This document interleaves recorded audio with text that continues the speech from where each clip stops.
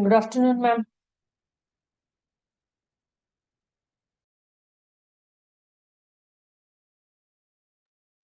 Good afternoon.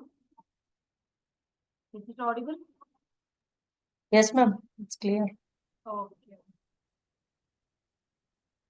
Right.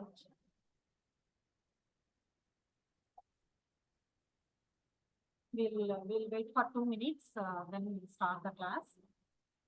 Sure, ma'am. Somebody will join. Right. How you are doing this subject? A bit hectic, ma'am. A little difficult, I feel. Why are you feeling difficult? Java-based, I thought it will be easy, but while loop means like loopings and other stuff, where to use? I'm getting whatever you are explaining, but where we should use this in means like what is the in the program where Yeah. it is that whole That overall concept I'm not getting. you will get the idea of where I have to use these statements, how I have to use these statements, how I have to write the conditions, and all these things will get when you keep practicing of different programs. Yeah. That is very important. Practicing is most important. Write logic for different programs. That is, for example, suppose if I want to find the sum of first 10 numbers, right? Suppose, let us say, I want to write a program for finding whether the given number is even or odd, right? So for that, first we need to write a class, right? Correct. Now I'm going to share you one file, notepad. So see here, is it visible, this notepad? Yes, ma'am. Class, here I have, what I have written? I have written a Class class even. right. Now, in here I am taking one number, right? Now, I am going to write a method. So, with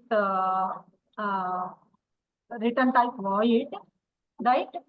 So, my method name is, let us say it is method 1, let us say, right?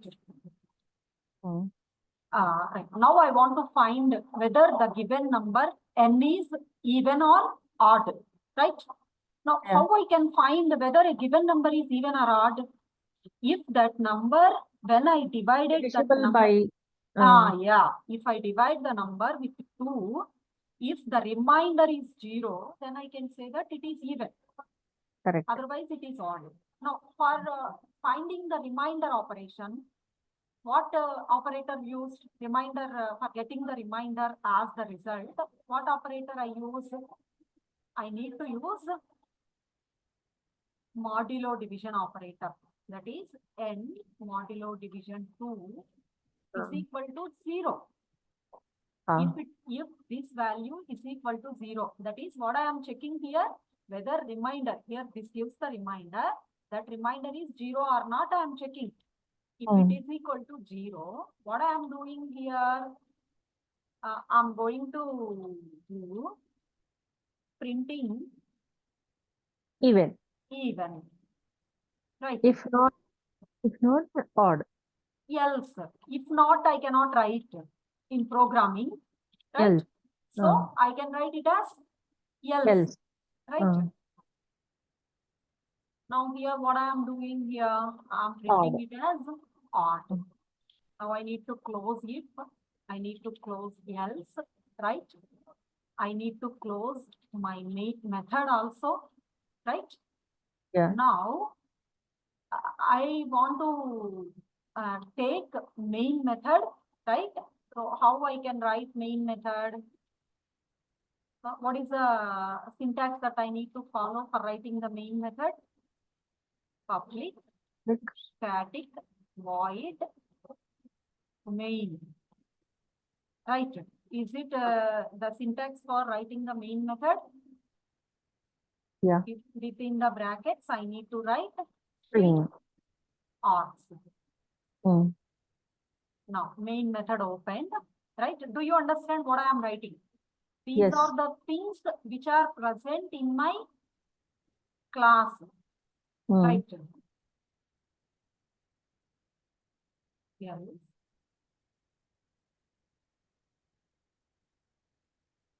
Now, this is one method, up to this one method. This is if, this is else, right? All these are present in this method only. Now I am writing my main method within the same class, right? For accessing this method, I'm going to create an object for this class. How I can create object for this class? Just I'm giving object name as obj, right? Class name, object name is equal to new Number. class name. New Oh. class constructor I need to write. Class constructor I need to write.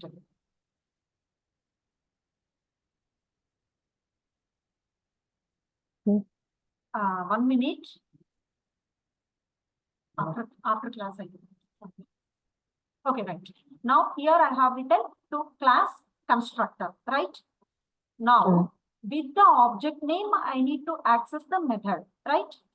Yeah. Now obj dot, what is my method name? This is my Method. method name. Method one. 1 is my method name, right? Now I'm going to close main method. Now I'm going to close my class, right? So like this, you need to assume where you need to use looping statements. Now here I'm going to save this program as even odd dot Java. And here, when you want to do programming using command prompt, you need to save like this. I'm taking the desktop as my path. Now, whatever the class name in which my main method is present, that class name is to be used, right? Now, here class name dot Java, and I need to select all files. Here I need to save it, right? Yes. So after saving this, how I need to run this file? Is it visible, my command prompt with the black background? No. I'll show you. Now, is it visible now? Yes, yes, ma'am. This is the command prompt. So how this can be selected means, here in the search, there at the bottom, is it visible? At the bottom, just you need to press command. Then it will be opened. This will be opened, right? Now you need to change the path to desktop. Since your program is saved in the desktop, you need to change the path to desktop. That is CD space desktop. CD means change directory. Change direction. Yeah, directory. Directory. Okay. Yeah. Now your directory is changed to desktop. Now you need to run this program. So for this, what the command you need to use? Java C, which is the Java compiler. File name dot Java. Right. Now it was compiled. Now I want to run this. Just simply I have to give just file name. No need of giving dot Java. Since while we are executing the program, it not uses the Java file. Whatever the class file created, that class file it uses. That's why no need of giving dot Java. Right. Now here you can see even. It is printing it as even. Right. Because here I didn't given any value for that n. So whatever it may be the value, if it is dividing, it is getting 0 only, right? So that's why it is printing it as even. Now I am giving some value, 15, right? Now let us see how it will be executed again. Now it is compiled. Now I want to run it.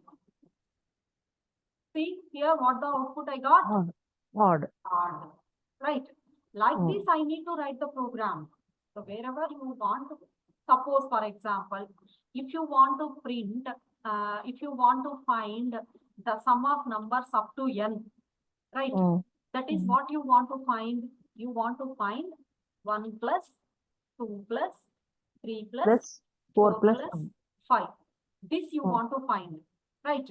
Now for this, if is enough, no, I need to repeat the loop, right? So for that, what I am going to take is, here I want to use while. Here I want to use while, Okay. right? Hmm. While here I am taking another variable, let us say I less than or equal to 0. I less than or equal to 0. 1 minute. I greater than 0. Here I am giving while int I greater than 0. What I am going to do is, I want to do sum of those numbers. So that's why here I am defining another one more variable, sum is equal to. So initially I am taking that sum value.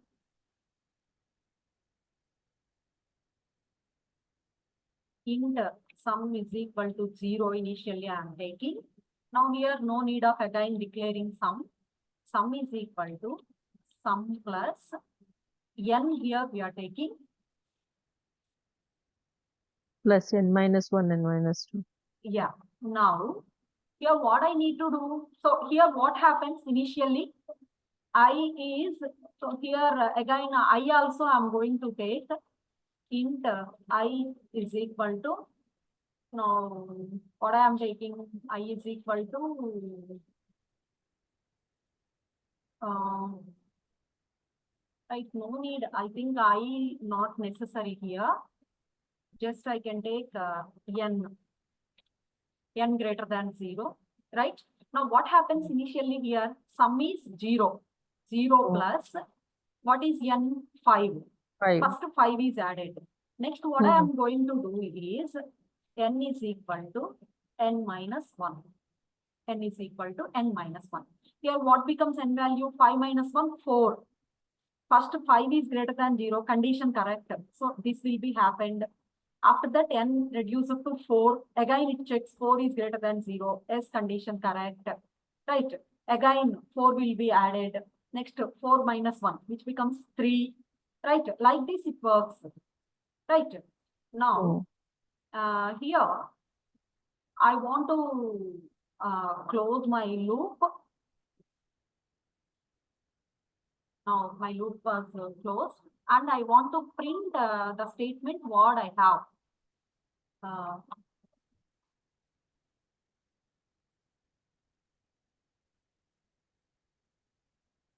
Now the value I want,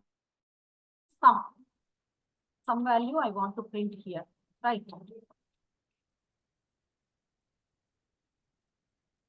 Right. So now I want to find its value, right? Now can we execute this program?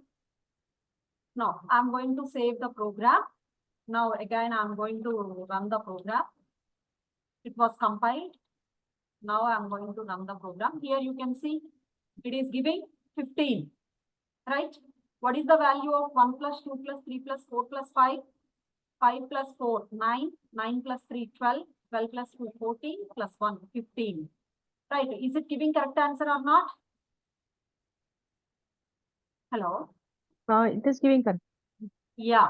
Like that, if you change this value, n value you given it as 10. Right?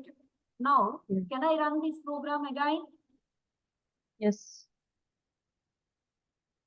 That will be like 1 plus 2 plus 3 plus what it 2. is giving. Yeah, 55. Yeah, up to 10, up to 10. It is adding, which I will get its value as 55. Right? So like this, wherever you need loop, wherever you need condition, that should be understood by you. Right? That will come when you did practicing. Right? Yeah. Yeah, right. So we will go for our class today's class, right now. Now, Yes, in our today's class, we are going to explain about concept of ma'am, for overloading. CA1 unit 6 months, ma'am. Actually, up to which unit, I don't know. Mail అయితే 1 to 6 this. Maybe up 1 to 6. Right. Okay. Now here we are going to see the syllabus, overloading methods, overloading constructors, and we are going to see how to use objects as parameters and how to return objects and what is meant by recursion and what is meant by access control and what about the two keywords, static keyword and final keyword, and what about the nested and the inner classes, and we are going to see command line arguments as well and variable length arguments. So all these are the various things that we are going to see in this unit, right? Now here, first we are going to see method overloading. What is meant by method overloading? What the object-oriented programming concepts that we have? Inheritance, polymorphism, encapsulation, abstraction. Right. These four are the object-oriented programming concepts. Inheritance, encapsulation, inheritance, abstraction, polymorphism. These four are the object-oriented programming concepts. Right.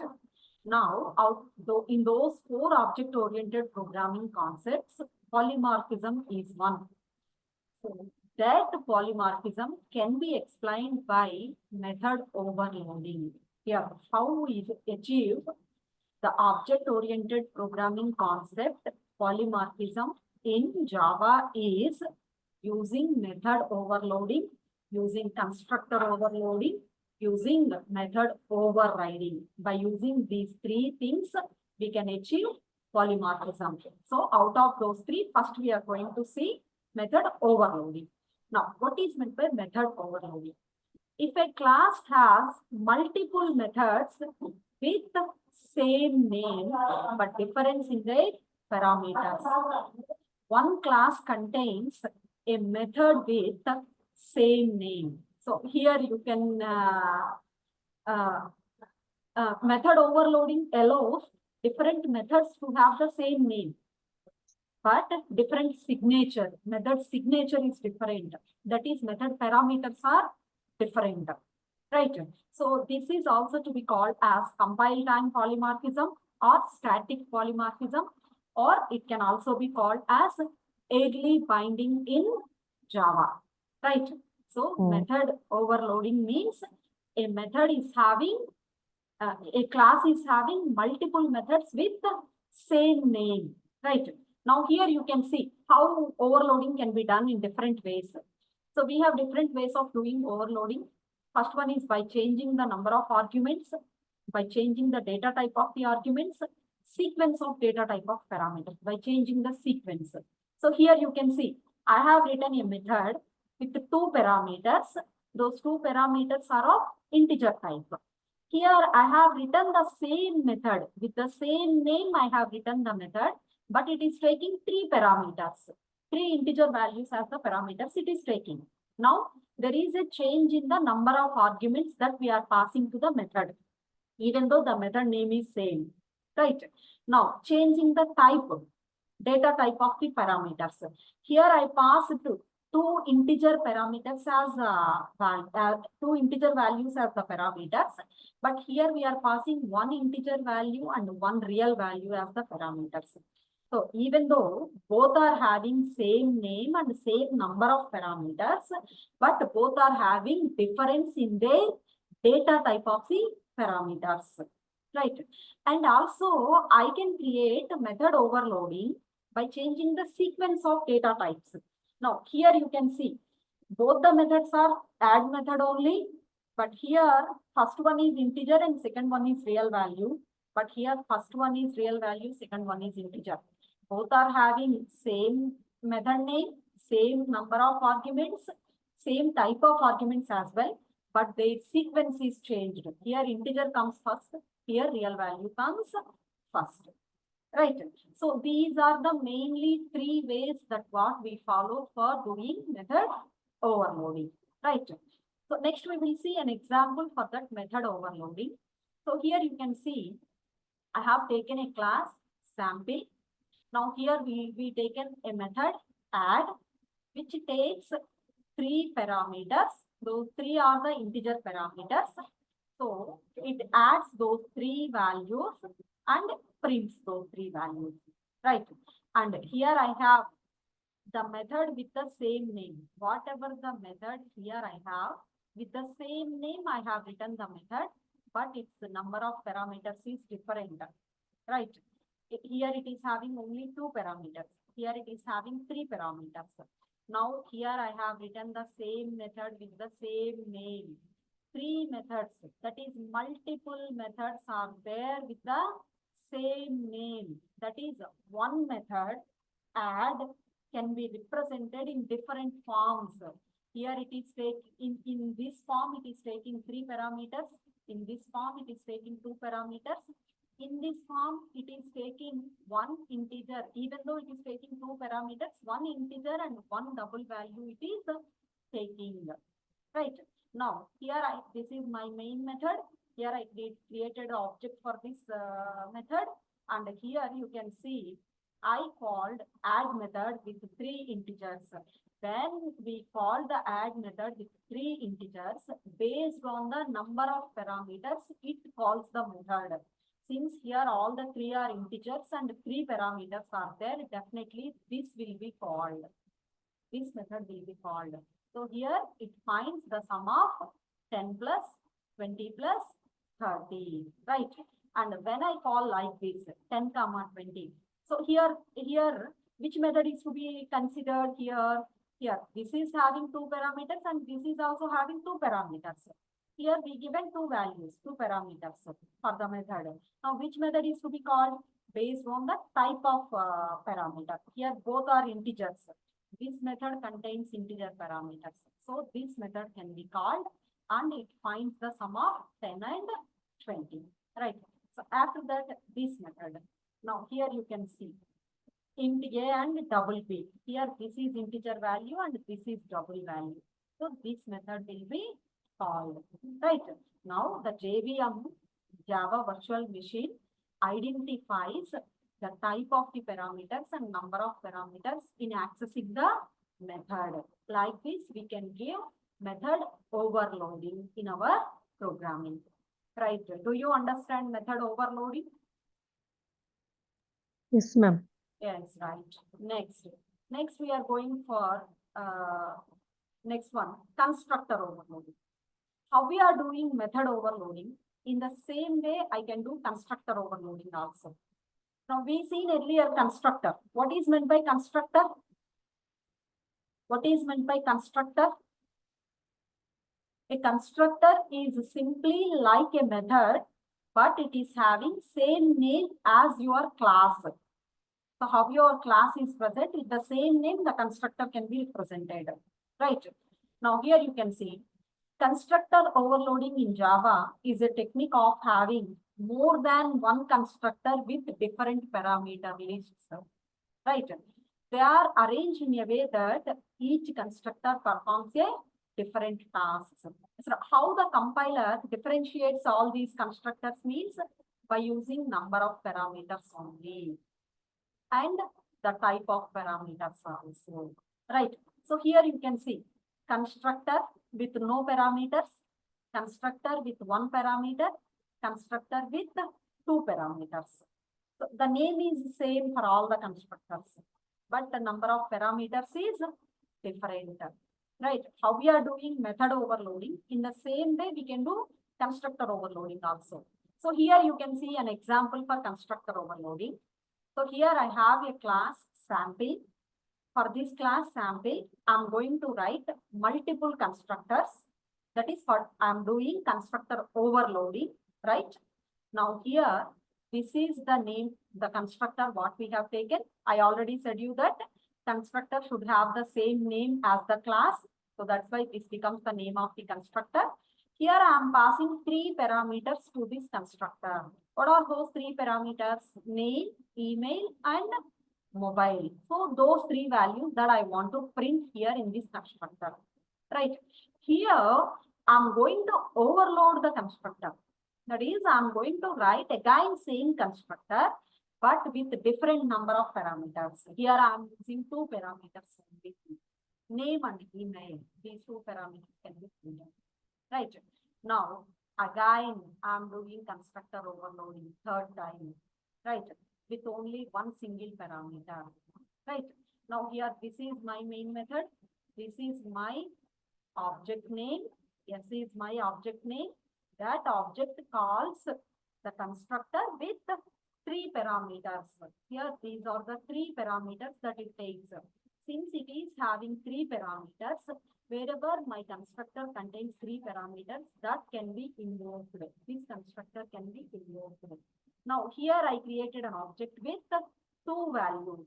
So, here, wherever my constructor is present with 2 values, that can be invoked. So, this will be invoked. Now, here it is having only 1 argument. So, this can be invoked. So, like that, based on the number of arguments and the type of arguments, the constructor can also be invoked. So, how our method overloading is done, in the same way, we can do the constructor overloading also. Right. So, I hope that you understand this also. Right. Now, I'm going to explain how objects can be used as parameters and how we can return objects. Now, till now, in earlier case, so suppose if you are taking this example, we passed variables as the parameters to the method. We passed variables as the parameters to the method, or otherwise, if I want to return any value for this method, actually here it is having no return values, but if I want to return any value from this method, how I can write it's one. So in this method, if I want to return any value, here simply I can write a statement return a plus b plus c. So the added value can be returned here.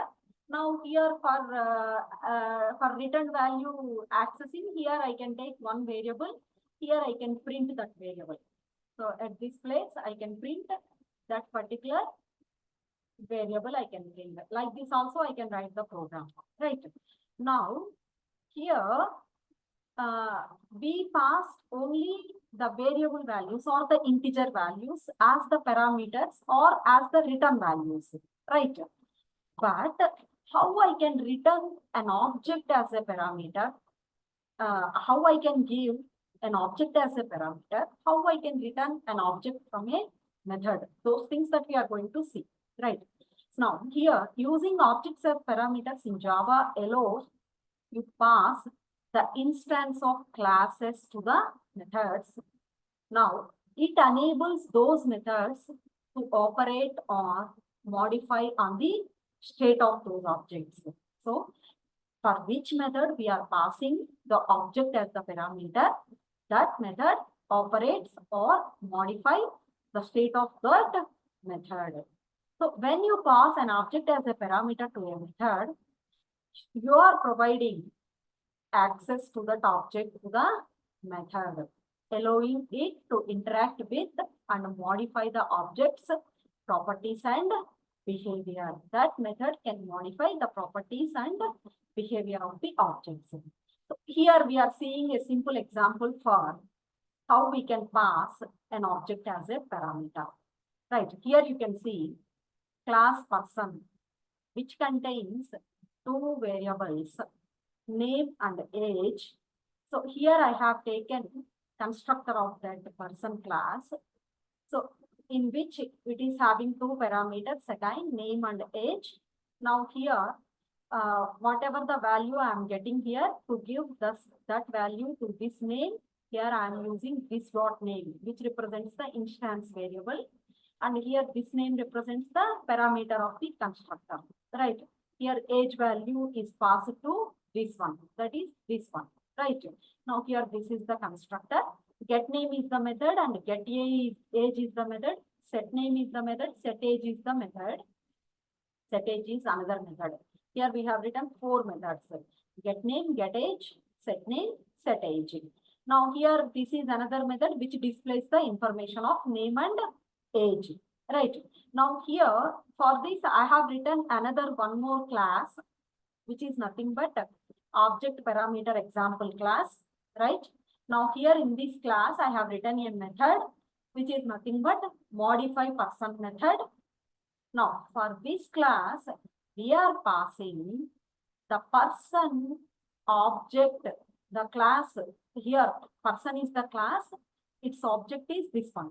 This as parameter to my method, right? Now person dot set name is equal to new name. So here whatever the new name variable I am taking, with that new name I am setting, calling this method. That is, this dot name is initialized with this new name, new age. This dot age is initialized with the new age. Now this is my main method, right? Now here I created an object for my person class with the values John and 30.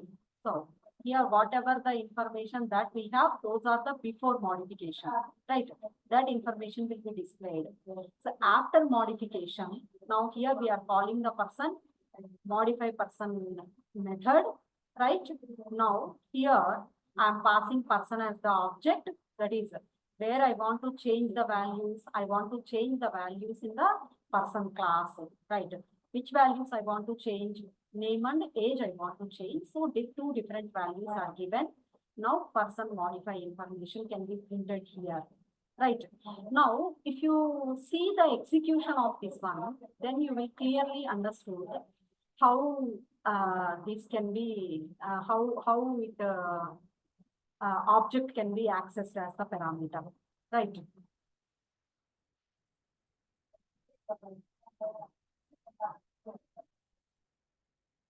Now here you can see, is it visible my screen?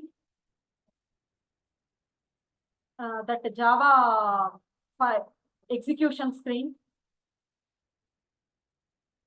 Is it visible, this execution screen? Hello? Hello? Now, right, here you can see, so this is my person class, and these are different methods that what I have, and this is my another class which contains modify person method, and here this is the main method. So here these are the details before modification. I want to modify these details are like this by using this method, right? For which I passed person as the object, the object as the parameter, class object as the parameter, right? Now here you can see, when I run this program, here you can see before modification, here what the name and age, John and 30. John is the name, age is 30. Now after modification, how those values are modified? Jane 25. Jane 25 are the after modification values, right? So like this, it works. Now here we are passing for changing the values of complete person. We are passing entire person of entire object as a parameter to this method, right? Now next, returning objects. Now from a method we can return not only giving parameters as object as parameter, we can return object also from a method, right?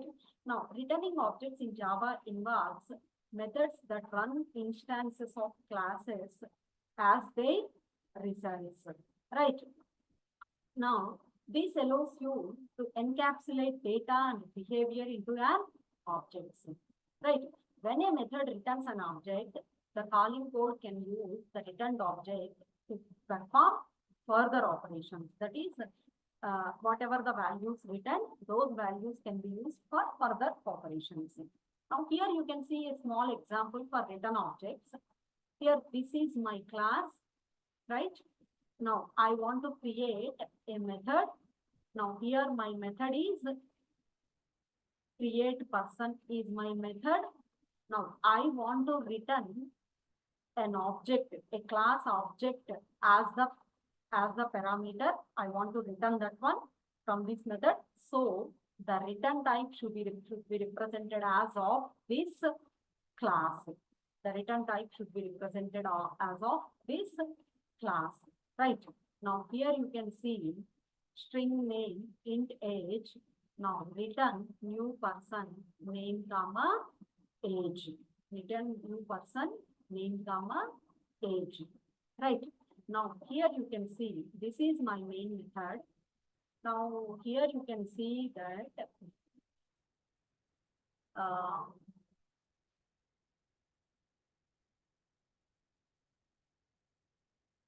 now here you can see that just a small mistake. Here person is the class name, right? Person is the class name.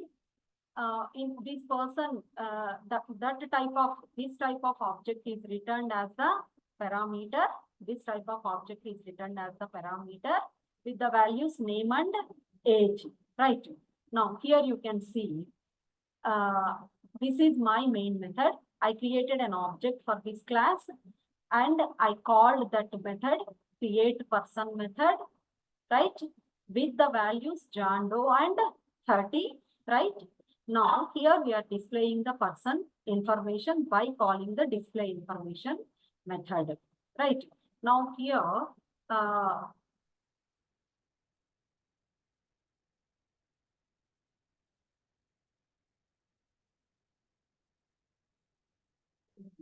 where is my display information method?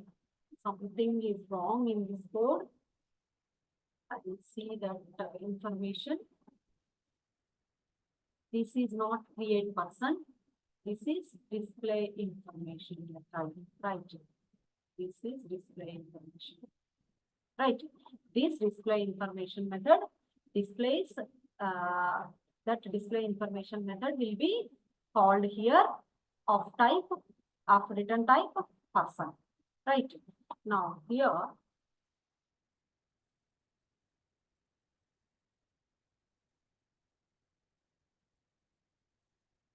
1 minute. Here you can see here this is this only, right? We are going to see, we are going to create one more method, which is nothing but void display information. Here we are creating one more method, which is nothing but display information. So this method prints the values, what I want to print, right? So here we need to use this method for displaying the information.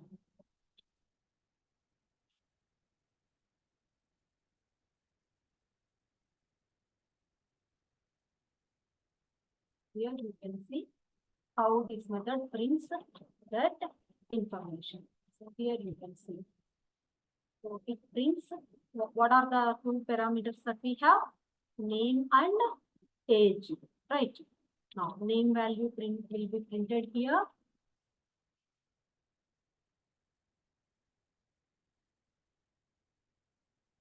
Plus and age value will be printed here. Right. So this is the actual code. This is the original code what I have to do. So here, now you are clear about this program, right? Now here you can see returning objects. Now this is my class, right? And this is my one method and this is my other method. This method returns a object of type person with name and age values. Name and age values, right? Now here these return values can be taken by this class and those values can be appended to what the name and age given, right? Now here we call that method create person with the values John Doe and 30. John Doe and 30, these two are the John Doe and 30. These values can be returned by this one. So this class takes those two values, right? Now whenever I want to, I call the display information method, those two values can be printed here. Whatever the values returned to this class, those two values are printed here, right? Now here, this is returning objects. So after that, we want to see recursion. Now, what is meant by recursion? How recursion works? What is meant by recursion? How recursion works? Now, here recursion is a programming technique where a method calls itself in order to solve a problem. So, a method, suppose let us say M is a method which calls itself is to be called as recursion, right? Now, in Java, recursion can be implemented using methods and themselves based on certain conditions. So, it uses certain conditions to write those recursive procedures. So, here, what are the key points that should be ensured for writing the recursive methods? So, here, first we should ensure that there is a base case that terminates the recursion. So if there is no any base case for the termination of the recursion, it goes into the infinite loop. So that's why we should always have a base case for terminating the loop. Each recursive call should simplify the problem and moving towards the base case. It should move towards the base case. And recursive methods use call stack. That is excessive recursion can lead to stack overflow error. That is, wherever we are calling the recursive methods, the stack memory can be used. In that case, when we are doing excessive recursion, in that case, it leads to an error, which is nothing but stack overflow error. Right. And recursion can be less efficient than iterative approaches. Iterative approaches are nothing but whatever the looping statements that we are using. All those statements, looping statements are nothing but the iterative approaches. When compared to the top iterative approaches, the recursion is less efficient due to overhead of the method calls and stack usage. Right. Now, how to write a recursion? So here you can see an example for writing a recursion. Right. Now, here you can see the example for recursion. So here, this is my class recursive sum, right? Now, here it is having a method sum, which takes an integer value as a parameter. Now, if n is 1, return 1. Here, we are calling if n, this is the base case what we are writing. We want to return 1, else we want to make the recursive call. Return n plus sum of n minus 1. Right? Else I want to return n plus sum of n minus 1. Here, this is my main method. Calculates the sum of 1 to 5 numbers. Return sum of 5. Result is equal to sum of 5. That is, this method is called. When this method is called, 5 is equal to 1. No, condition false. So it comes else. It calls for 5 plus sum of 5 minus 1. 4 it calls. Again, some method is called. Now, again, it checks for 4 is equal to 1. Again, condition false. Now, it's called for 4 plus sum of 3. Right? Now, again, 3 equal to 1. Condition becomes false. Right? Again, it called for 3 plus sum of 3 minus 1, which is nothing but 2. Like that, it will be recursively called. Whenever it reaches the base case, it returns 1. The program closes. Finally, the sum value can be printed. This same code we written using while loop, right? How I can write using while loop? So within the method, let us say sum is my method. Within the method itself, we are taking while loop. Within the method itself, here we are taking while loop. Here we are writing n greater than 0. Sum is equal to sum plus n. And here we are doing n is equal to n minus 1. So with these simple statements, we have written the sum of n first 5 numbers or n numbers. So by using iterative statements, this is the iterative program. But whereas this is the recursive program for finding the first 5 numbers, sum of first 5 numbers or for sum of first n numbers. So here it is using the recursive calling of the method. Here the same method is called. Here the same method is called for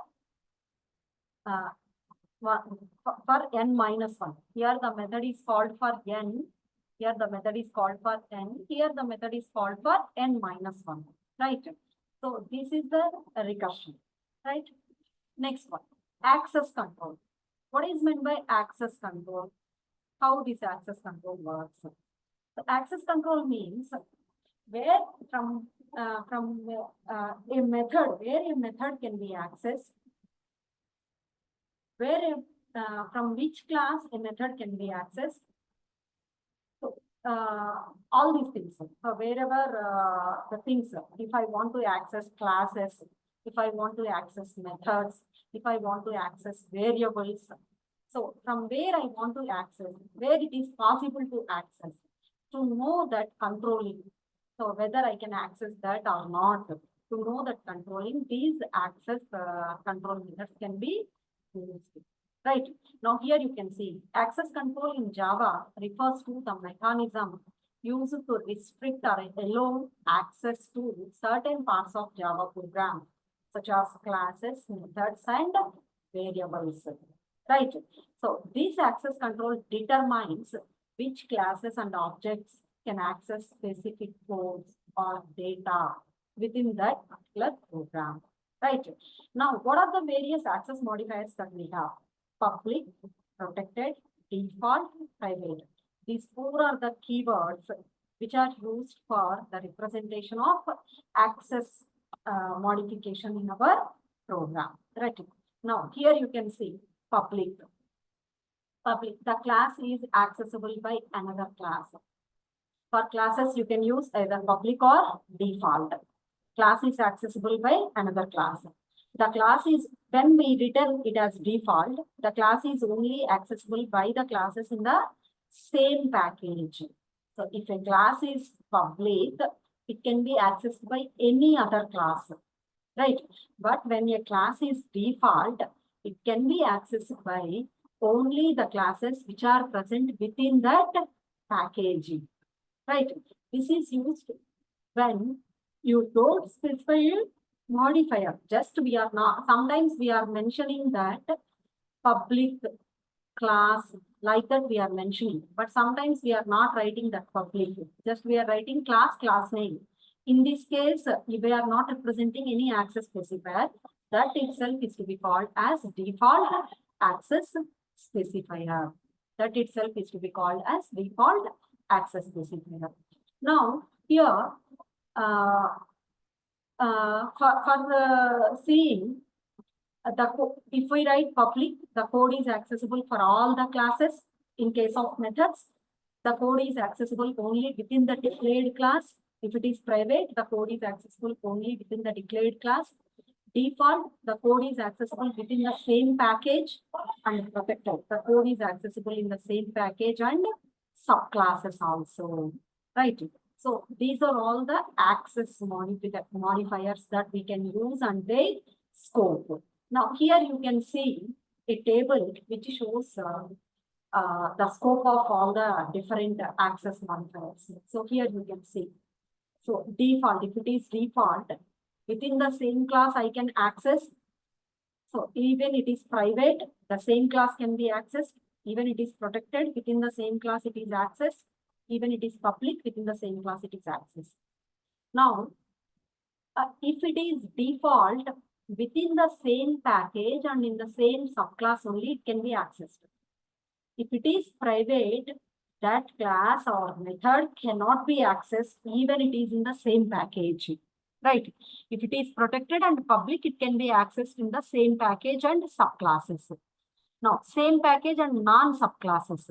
Now, if it is default, same package can be accessed. All the classes which are present in the same package can be accessed. If it is private, those cannot be accessed. If it is protected and public, those can be accessed. Now, different package and subclass. Now, if it is the default, different packages cannot access this class, right? Here also, if it is private, different packages cannot access, right? Here, if it is protected and public, this can be accessed even in the different packages also. Different packages and non-subclass. So in all the three cases, if I want to access a class in a different package with non-subclass, I cannot access. Only if it is public, then I can access, right? So these are all the access modifiers, the basic access modifiers that what we have in our programming, right? Now I want to explain you static keyword. Static is a keyword. We already seen this static keyword. That can be used with the main method, right? Public static void main we are writing, right? So now here, what is the purpose of this static keyword? The static keyword can be used with variables, with methods, with blocks, and with nested classes as well, right? Now, the static can be a variable, the static can be a method, or a static can be a block, or within the nested class also I can use the static, right? Now, what is the purpose of creating a variable as a static variable? So, if I create a variable as a static variable, it can be used to refer the common property of all the objects. That is, for example, I have company name of employees. So all the employees who are working in the same company will have the same company name. All the students who are studying in a college, they can write their college name as same, right? Like that. What is a common property for all the variables, for all the instance variables of that class? That common property can be represented by using this static variable, right? Now here you can see, here S1 is one student, S2 is another student. S1 ID is different, S1 name is different, and S2 ID is different, S2 name is different. But they both are studying in the same college. So for both of them, their college is ITS only. That is, this can be represented, the name of the college can be represented as static, since it is common for both the students, right?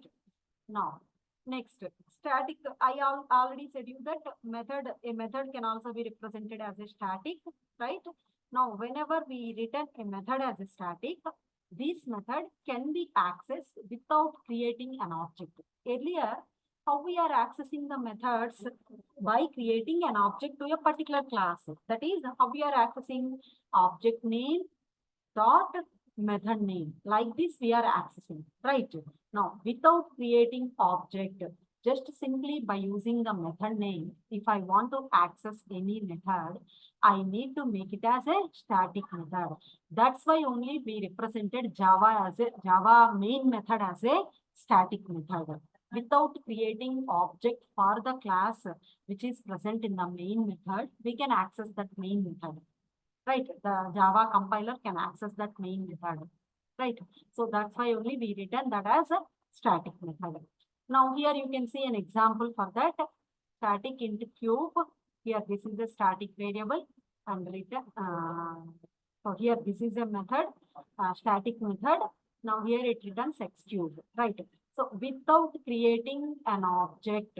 So here I didn't created an object for this class.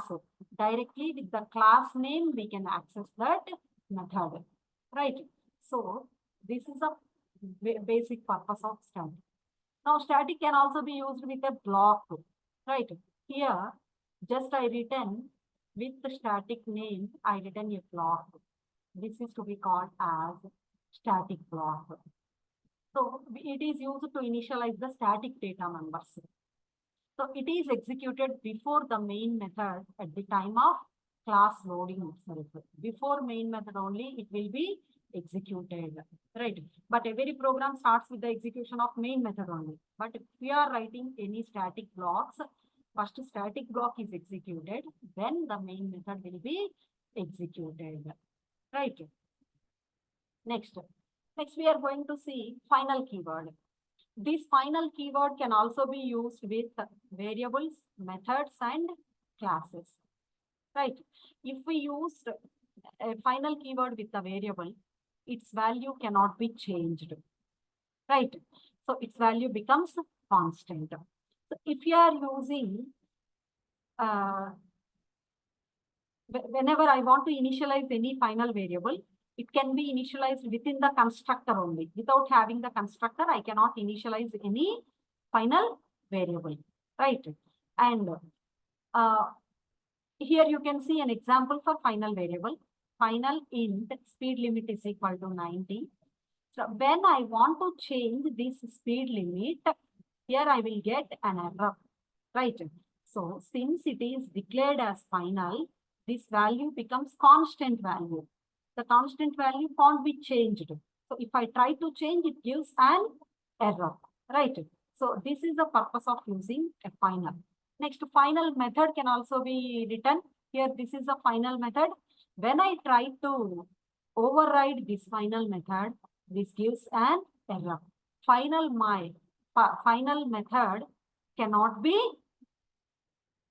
method cannot be overloaded or overridden, right?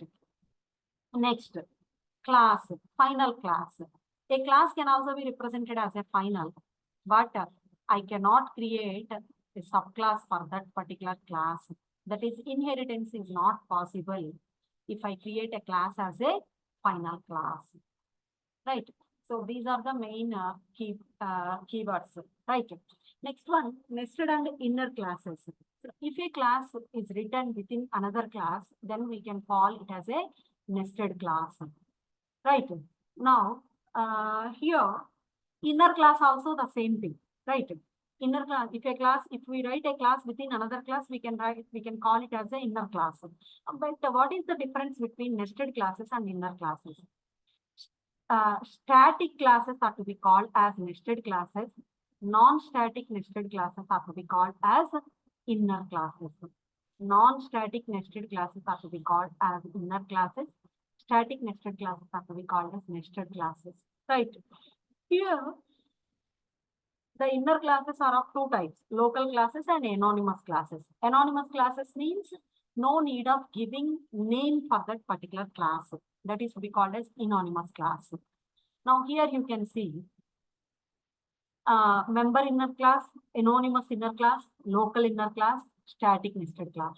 These are all the non-static nested classes. A class created within a class and outside the method, right? An anonymous class, a class created for implementing an interface or extending class. Java compiler decides its name. That is, the name are not given by the programmer. The compiler itself decides the name of that inner class. Now, local inner class, a class which was created within a method is to be called as local inner class. And static nested class, a static class which was created within a class is to be called as static nested class. Right. Now, here you can see example for inner classes. Here you have this is the outer class. Within this class, I have an inner class. Right. Now, how to access these methods? I created an object for the outer class. Now, I created an object for the inner class, and we are accessing the methods which are present in the inner class. Right. Next, how to instantiate member inner class. Now, here you can see. Now, how I can create an object for the inner class. So here, outer class reference dot new inner class constructor. So object dot new. Here, new is the keyword. Inner class constructor. Whatever the inner class that we are using, its constructor can be written. Right. Anonymous class means there is no name for that class. The compiler itself decides the name of the class. So here you can see we have written an anonymous class, right? So here you can see